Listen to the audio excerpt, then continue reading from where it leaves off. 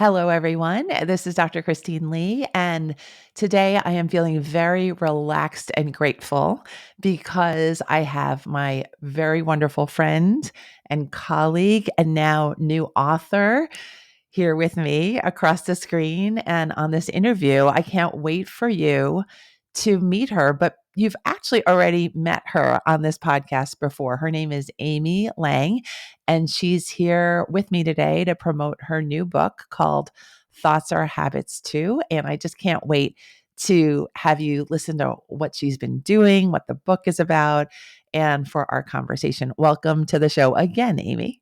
Well, thank you so much for having me back. I'm excited to be here today. Well, I love every opportunity that I have to learn from you and to talk with you. You're so funny and you have such a chill vibe and you know so much. And I'm really excited to talk about all things food, diet, eating, and culture with you because having read your book, the draft version of your book, it's wonderful. By the way, thank you for all the hard work you've put into it. Having read the book, I know that we have so many things that we can cover in this episode together. So, can I just start off with a question? What was your inspiration for saying, okay, it's time for me to write this book and actually doing it? Hmm. So, I think I've always wanted to write a book. I just didn't know what I wanted to write about. I was actually thinking more maybe fiction instead of nonfiction. But with all the coaching I was doing, and then as I was wanting to level up, one of the certification programs I went through was actually for intuitive eating, to become an intuitive eating certified counselor. And interestingly enough, I went through the whole process. I got the certification, but I fundamentally disagreed with some of the things that they were saying. I found them disempowering. And so I was like, okay, well, I have an opinion. I'm going to own my expertise here because I've owned a health club for 15 plus years. I've been coaching people for so long. And what I observed and what they were proposing didn't work for me. And so I was like, well, how do I help people then who maybe feel the same way but don't know what to do instead? And so that's where this whole idea around rediscovering joyful eating came about. I love that it was an organic process, that it kind of came to you rather than you going and seeking it actively. That's beautiful. You make me curious, what kinds of things were they saying that you felt were disempowering? Could you give us a couple of examples? Sure. I mean, the very first principle that they have, and if you go to their website, it's right there. Principle number one says reject the diet mentality. And I am 100% behind that statement.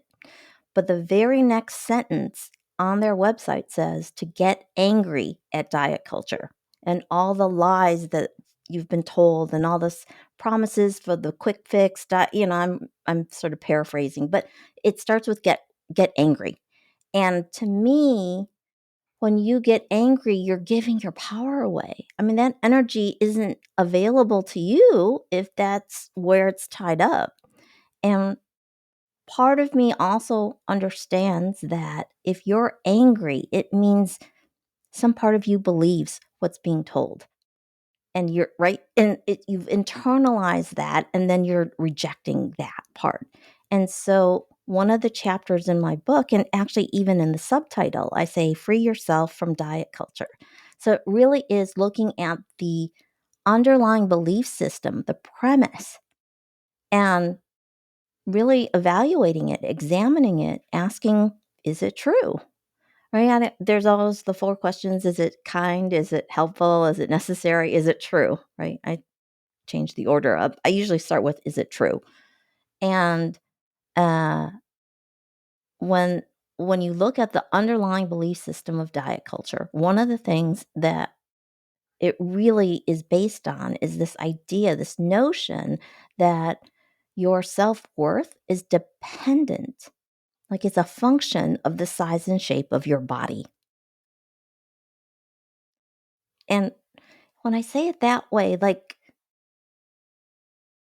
if I ask you, is that true? Like in your heart of hearts, do you really believe that your worth has anything to do with the size and shape of your body? Like we always talk about beauty is, that there's like the inner beauty. This is the stuff that we really want to embrace. I want to be healthy. How does that thought help me be healthy? And if it doesn't, what's a different thought? I love that. And you're really touching upon how complex this entire sphere that you've bravely taken on for the book is, right?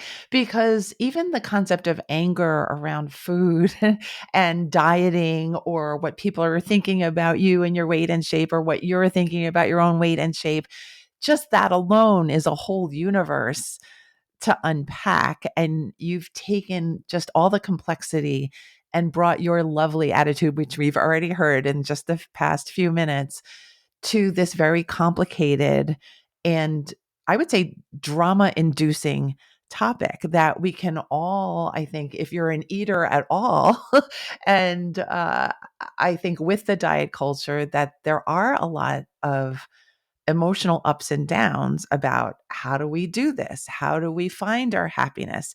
How do we find what is intuitive to us? Things like that. And I know you have these beautiful frameworks in the book and in your mind about how to approach the whole concept of how do I straighten out my own system so that I can feel calm enough to change my habits for the better, change my habits for health. Do you want to share a couple of principles that you might really love with us now? Sure. Uh, Ask the question again. Just if you could just give us some of the core ideas that you make sure that you coach your clients in, things that are absolutely essential to ground people in a positive mindset about the fact that they can change what might have been very upsetting or disordered in their past behavior. Okay. So, one of the things that is key is to come from a place of self love. So I always talk, in the previous episode, when I was here with you, I talked about the fundamental 5 self care habits. And I say self care, and that's packed with a lot of meaning. I really am talking about coming from this place of you're good enough already and you deserve to feel better. You deserve to, you would want to take care of yourself. Think about anything that you love in your life, or anyone, or we were talking before you hit the record button about my puppy who just turned 1. If you're a parent and you have kids, that love is probably even deeper than for your dog or your pets. We want to take care of them. It doesn't matter what they look like. We want to take care. Think about that. Like, I'm not, maybe I'll just repeat that. Think about that. Like, would you not take care of something because of the way it looked? That If you love your car, you're gonna wash it. You're gonna take it in for service. So, I want whatever we're choosing to do to come from a place of love, of acceptance, of being good enough already. That's the first thing. The second thing is, when you're coming from that place, then this idea about forming healthy habits, of playing the long game, come into play. This is where we start thinking in terms of falling in love with the process and not worrying about that result, that destination. How do we practice detaching from that outcome? Because there's a quote from I can't remember who she is, but she talks about how we live our days is how we ultimately live our life. So do you want to look back on your life if you have a history of dieting? Is that how you want to live your life? I mean, that's, I think, also why so many people, when they go on diets, they like go for a set period of time. I want to lose weight and then I'll go back to my life. I've put it on hold while I'm doing this. And it's a series of those things. And that's not how we want to live our lives. I mean, I Matthew Perry recently passed away. And I think I read that he had gone to rehab something like 65 times in his life. That's not something he wanted to do. But if you've tried dieting multiple times a year, you may very well have been on 65 different diets of one form or another. Is that how you want to live your life? I would say probably not. How about creating habits that you want to have for the rest of your life where you're taking better care of yourself so that you can feel good, so you can show up the way you want to? So, those are two. The third one is to know your why. Like, what is it you really want? So, one of the things in intuitive eating that I didn't talk about earlier was this idea. So, to reject the diet mentality, they really are saying, like, stop focusing on weight loss. Let your body find its, they called it the natural set point. And they really push against this concept of a healthy weight. And in a healthcare setting, if we're talking about a particular BMI range as being deemed normal or healthy, and your body composition, the way you're built, puts you like on the overweight end of it, then it can do a number on your self-esteem, your self-worth, all that stuff, your body image. So they really push hard against that. And so what I try to do is if it's a loaded term for you, I talk about optimal weight. I say, let's understand for what you want to do in your life, the things you want to be able to do.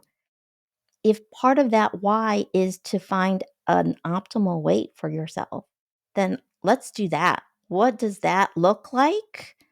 And what would you be doing to support that? Because it's part of your whole life. It's not this idea of like when I lose the weight, then I'll be happy. I want again, it's this I'm already feeling good and this is how I'm taking care of myself. It sounds like you're really taking the distress out of the process at the outset and helping people to really chart a beautiful path for some change, but a desirable change and a doable change. And that just taking the stress out of the process of changing your behavior is such a gift to people and so much a role of a great coach. Is that how you see it? Yeah. I mean, you put it, I think, in terms of taking the stress out.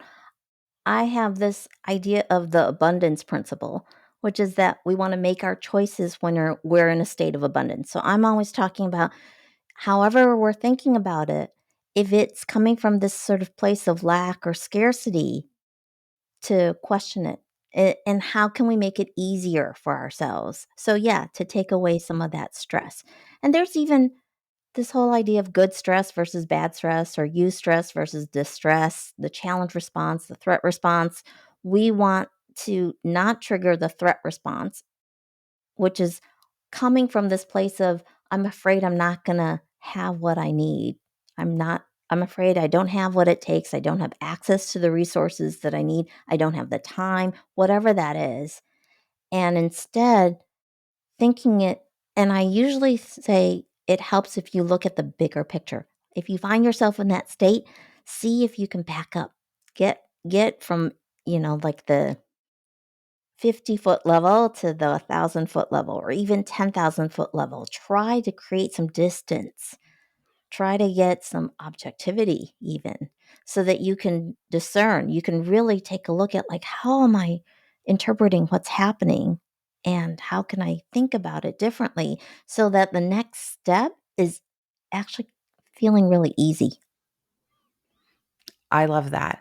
And I think when we're focusing on what the scale is saying or how big our portion is, that it has a way of narrowing our viewpoint, our viewfinder, our perspective. And it sounds like what you're doing is helping people to just feel comfortable thinking bigger and thinking more about more possibilities about how their results can be achieved more flexibly, that you don't have to put yourself in a small container anymore, that you don't have to deprive yourself to make changes happen. And that sounds just lovely to me. Well, I'm hoping that it sounds lovely to everybody that's listening. Yes, yes, me too. Can you share with us maybe a case study of someone who was saddled with maybe a fixed belief or a limiting belief, and that you just help them to say, you know what, that's actually not where I want to go, or that's not actually the path that is actually going to get me the result that I want. Hmm. You can even Well, use a personal example if you have one. yeah, I was actually thinking probably my own is the one that I can probably like it's like a series of thought shifts that happen. So in the book I talk about, and I'm just going to share the story. So it's in the first chapter anyway. so so I was 14 years old, and my family, we sat down and we watched The Dukes of Hazzard on Friday nights. And I have this memory of my dad saying to me when Catherine Bach's character Daisy Duke came on the screen, he said she has the perfect figure. Okay. Now, this woman, I believe she was 25 years old at the time. She's 5'8", if you're not familiar with what she looks like. So she's tall, and she's very long legged, very lean. She's not, I wouldn't call her super curvy, except she had good boobs. And so her outfits always had, she showed off her midriff, right? Nice flat tummy, and her boobs, she had cleavage.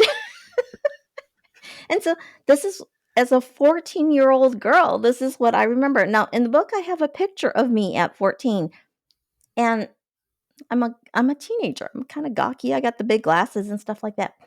But that was sort of in my head, that's what I was supposed to be trying to look like. Cuz what child doesn't want a parent's approval? I'm proud of you, right, kind of thing. And so I was in my late 30s, and I had taken over the health club. I had lost weight. I had been working with a trainer, gotten really strong and fit, all that great stuff. I was at 22% body fat, which is pretty good. And I had gained, I don't know, it was like 5 pounds.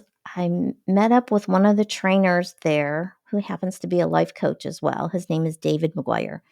And David asked me, when was the last time you were happy with your body? And I couldn't think of one. Despite So, like, I figured out how to be stronger and fit. It goes back to that idea of, like, when you lose the weight, then you'll be happy. I could go in my closet, and there were a bunch of clothes that didn't fit before that I could now, like, woohoo, like, right? But guess what? I still had outfits in my closet that were from when I was even smaller. Maybe, like, high school, beginning of college, right, kind of thing. And I wanted to be able to fit into those. That was like I was stuck in that.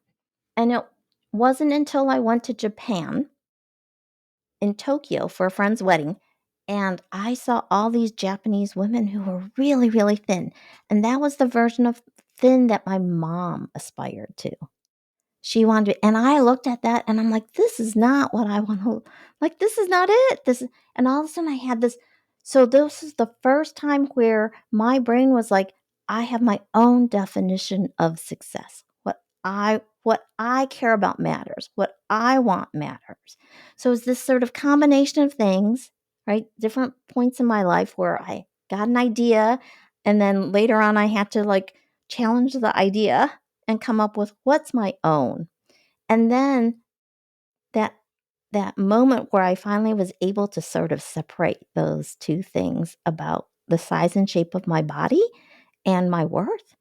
And then it became, oh, I'm not doing this to lose weight. I'm doing this to take care of myself. That's a fundamentally different place to be coming from and making choices from.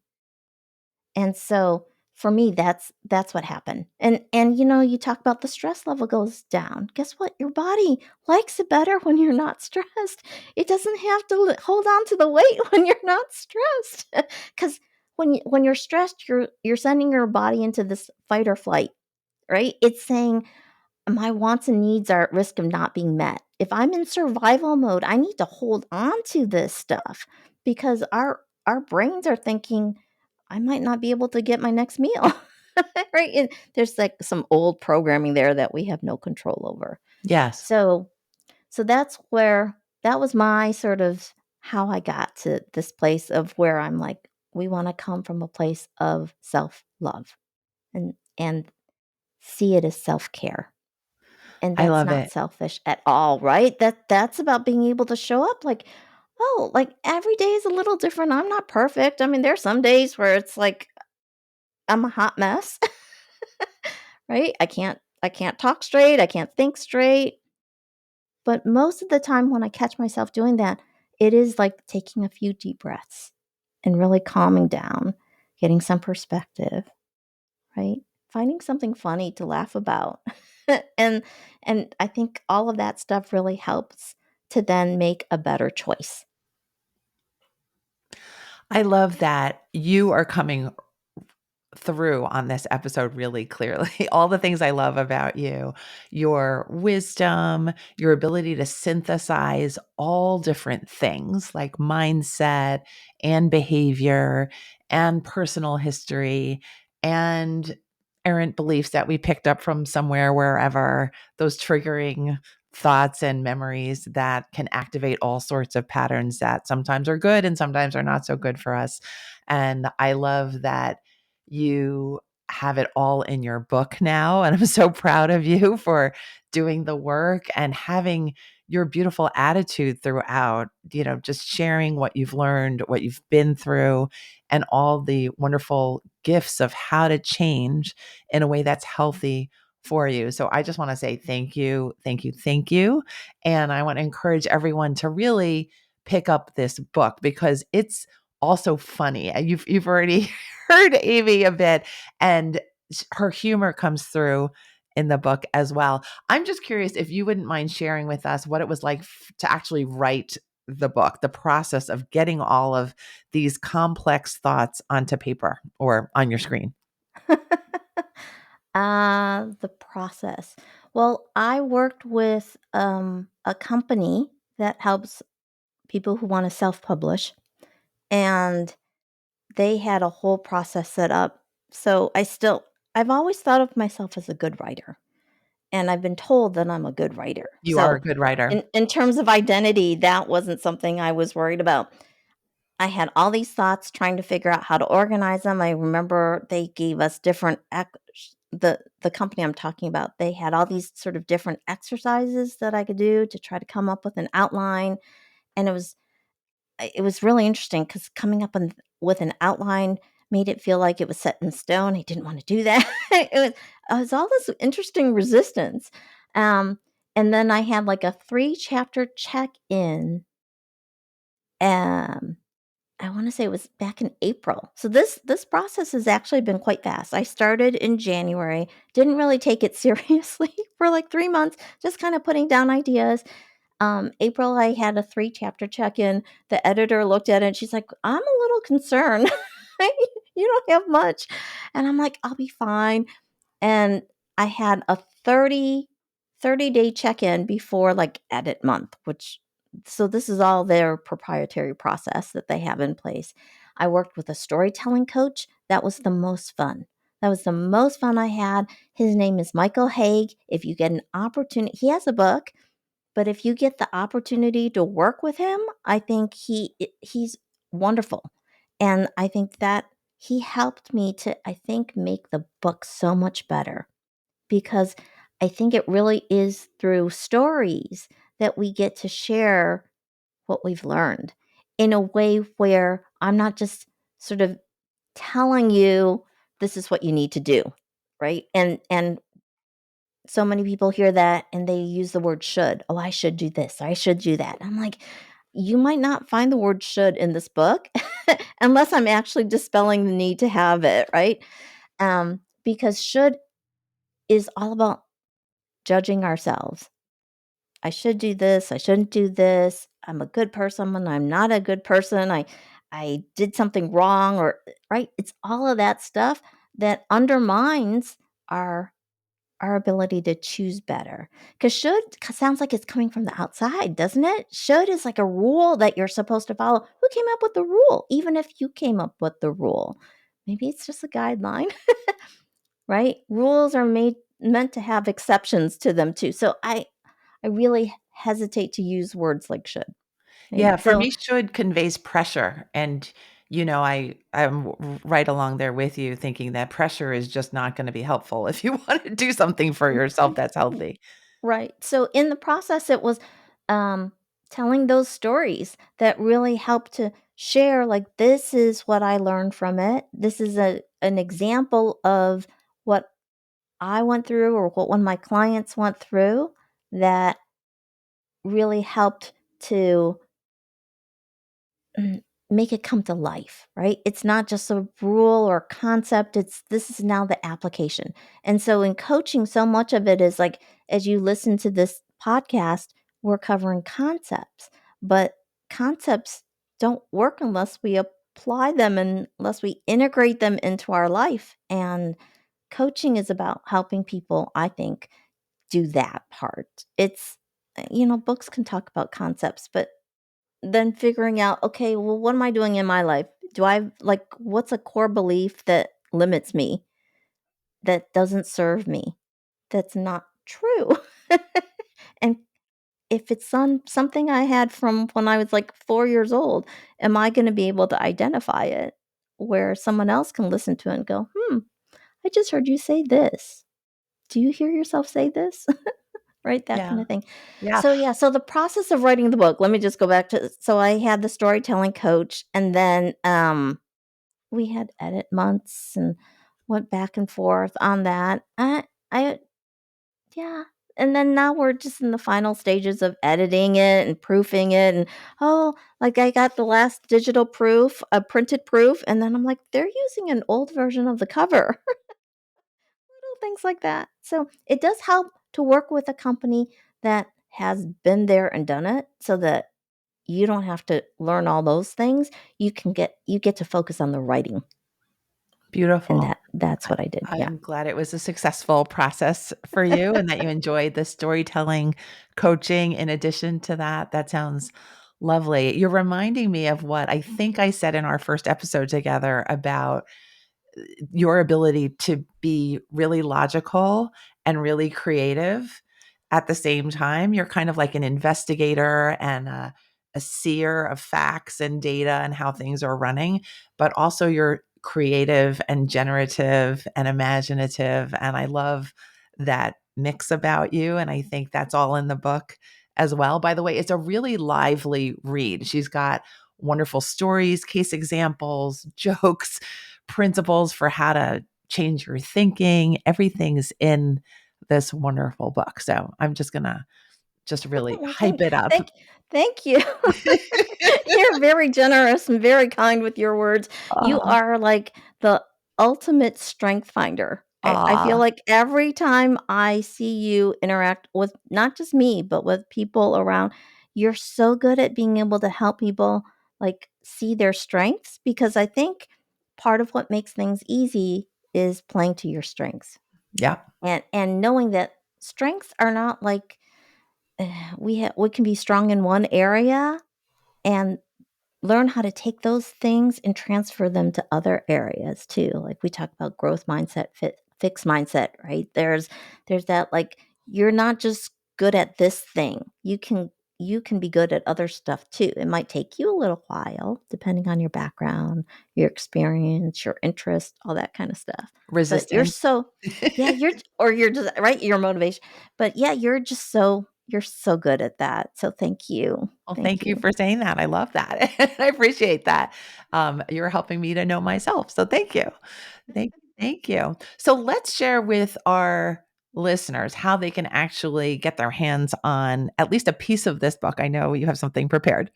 Yeah, yeah. So I have the first chapter available as an excerpt. You can go to thoughtsarehabits2.com. So it's all one word. And you may get redirected to another website, but that's the easiest way for you to remember it. It's thoughtsarehabits2.com. And you can get the excerpt, get on my mailing list, and I will let you know as soon as the book is actually available. It's soon, but I'm because I'm working with another company, I haven't learned all the steps. So I don't know between now and when it's going to be available, like how much time there is, but it's soon. I Depending on when this is released, it may very well already be out at that point. So, but it's a moving target because it's not everything that's under my control either. It'll be going through Amazon.com. Okay, sounds great. So thoughtsarehabits2.com for the first chapter. Just feel free to get that right now, right after you turn off this episode. That'll be great. Stay in touch with Amy because she's got so much to share, not just about food, diet, and eating, by the way. She's a coach on lots of different topics, including sleep, well being, exercise, hydration. So she's definitely someone you want to follow. And Amy, I'm just curious, what would you want our listeners to remember walking away from this episode? Maybe something in particular about their relationship with food, eating, and their self esteem. I think it's always just once you become aware of a thought, that we take a moment to pause. So if you can really practice becoming an observer of your thoughts and recognize you are not your thoughts, you are thinking your thoughts. This is Viktor Frankl talks about that, right? Like there's that space, in that space, there's a moment, and this is where we get to grow. This is where we get to learn. This is where we really get to question, like examine it. Is it true? Is it helpful? Is it kind? Is it necessary? If you answer yes to any of those questions, but so if it let's say it is true, is it said in a kind way? If it's not, then can you frame it in a way where it's kind? If it's helpful, right? All of those things. Like I want to be able to say yes to all of those before we move forward. And I think you'll find that moving forward becomes much easier when you're able to state it that way for yourself. And things are allowed to be easy. I'm going to add that little piece before we end. So, Amy, hugs from across the screen and the microphone. I love you to pieces. Thank you so much. And congratulations again. Oh, well, thank you very, very much. And thank you for having me. It's My been pleasure. wonderful. It's our pleasure. Thank you, audience, for listening to us. Again, we will be happy to be promoting Amy's book moving forward. And Amy, you have a podcast as well. Can you remind us what the title of your podcast is? It's a great podcast as well. Oh, well, it's called Happy and Healthy with Amy Lang. And actually, there is one other thing related to the book. I have made a joyful eating roadmap available for free. So there's a little like quiz to help you figure out what things you want to focus on first to help you take those next steps that are best for you. Is that in the first chapter or is that a separate link? If you go to thoughtsarehabits2.com, I will make sure folks can find it there too. But I was thinking like besides the excerpt, like I could swear I had something else, and that's what it was. Great, Was great, the great. roadmap, the joyful eating roadmap. You'll understand you'll get to learn what joyful eating is all about as well. Because we didn't really talk about that in this, but there's got to be something you need to actually read the book for, right? Absolutely. Joyful eating sounds like a really great goal for reading the book. So let's So support all of our listeners. Thank you so much again for being here. And thank you, listeners, for sharing your time with us. We appreciate it. All right. Take care, Amy. And bye, everyone else. bye.